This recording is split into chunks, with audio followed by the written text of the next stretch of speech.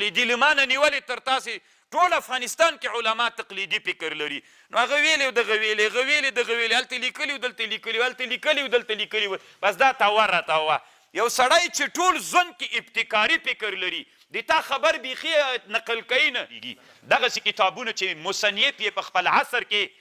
د دې وجې نه دا اوس هم طالبانو بعضې عربي نړۍ کې دا کتاب بند ده ځکه یې بند کړی دا چې انقلابونه راولي په زمانو کې او زه طالبانو یعنې ما تیر کال ډېر چې ویلې د طنطاوي تفسیر مې ویلې یعنې داسې ورځ نه وي چې ما نه علما پوښتنه نه کوي دا طنطاوي چېرته ده او څنګه پیدا کېږي علماو کې یو انقلاب راغی علما غواړي طالبانو ورونو خټو کې نښتي ول ټوله ورځ په دې کې انسو که به انسو که انسو ټول عمر یې په دې کې تېر سو دا صحیح ده زه یې منم هغومره اندازه پورې چې زه معنا پې زده کړمه نن ماید مونږ په معنا کې وخت تېر کړو ځکه انقلابونه په معناو باندې راځي نو دغسې لوی تفسیرونه طالبانو ورونو دغه عالم صوفي هم ده بیا دا یې ښه کار د طالبانو صوفي مشربه سړی ده یعنې د تزکیې د نفس والا سړیان داسې وایي لکه د وابیانو یو څو لویو علماو نه چې د په اړه پوښتنه سوې نعوذ بالله هغوی داسې وایي کفر ته ورنږدې سوی و دی ښیي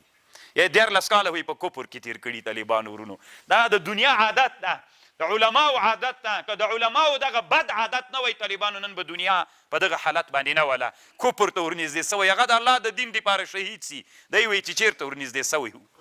نو طالبانو ورونو نومونه به دغه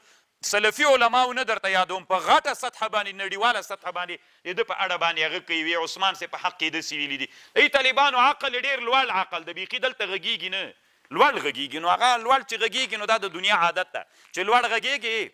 بیا خو داسې نسي کېدلی طالبانو ورونو یو سړی چې ابتکاري فکر لري تقلیدي نه تاسې اوس کم فکر لرئ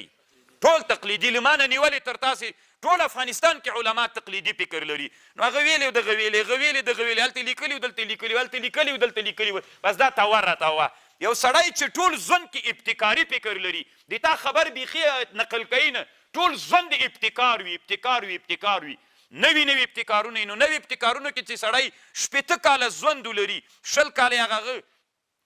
40 تېر وباسه دا 20 کاله چې 80 کاله 20 کاله چې سړی ابتکاراتو کې نه ابتکاراتو کې به خطا تېر کېږي که به نه تېر کېږي خو څه پروا کوي طالبانو چې یو څه ابتکاراتو کې یو لوی مجاهد نه خطاوي وسي طالبانو ورونو نو الله دې موږ ژوندونه هم څوک کي ابتکاري ژوند کې نه طالبانو دومره ډېر تقلیدي ویلې هغه ویلې دغه ویلې خپل ځان سره هم ابتکار وکوي که نه الله قرآن را لېږلی دی هم دې دپاره عقل الله موږ ته چېشته راکړی